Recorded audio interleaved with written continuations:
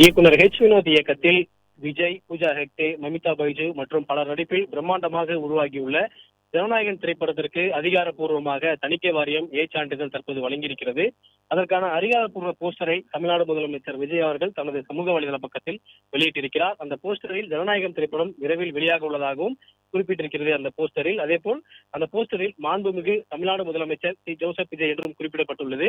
ஜனநாயகன் திரைப்படம் பொறுத்தவரை கடந்த ஜனவரி 1ஆம் தேதியே வெளியாகும் என எதிர்பார்க்கப்பட்ட நிலையில் பல சென்சார் பிரச்சனைகள், நீதிமன்ற வழக்கு, ரிவிஷன் கமிட்டி என பல கட்ட பிரச்சனையால் ஜனநாயக திரைப்படத்தின் அந்த வெளியாவது என்பது தொடர்ந்து சிக்கலாகவே நிலவி வந்தது.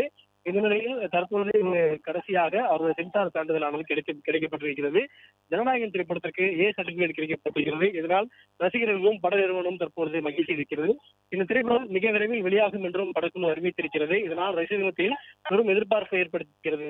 முதலமைச்சர் விஜய் கடைசி திரைப்படமான ஜனநாயகன் திரைப்படம் இன்னும் சில நாட்களில், அதாவது ஜூலை 24ஆம் தேதி வெளியாகும் என்று எதிர்பார்க்கப்படக்கூடிய சூழலில் இந்த அறிவிப்பு என்பது மிகவும் மகிழ்ச்சி தரக்கூடிய வகையில் இருப்பதாகவும் தெரிவிக்கப்பட்டிருக்கிறது.